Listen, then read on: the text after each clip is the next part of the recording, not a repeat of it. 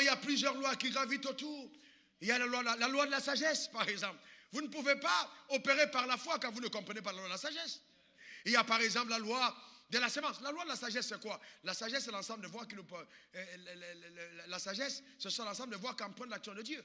Donc ça veut dire que vous ne pouvez pas parler de foi sans sagesse.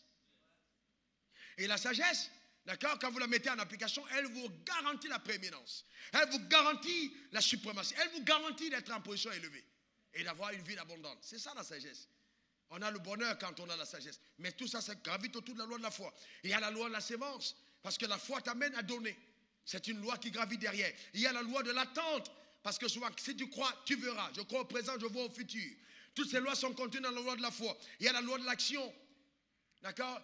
La loi de l'action, c'est-à-dire quoi? Je crois et c'est pour ça que j'agis. On verra ça plus tard. La loi du choix. La foi sélectionne ce qu'on veut, qu'il te soit fait selon ta foi. Donc, ce qui t'arrive, c'est la conséquence de tes choix. Il y a la loi de l'intégrité.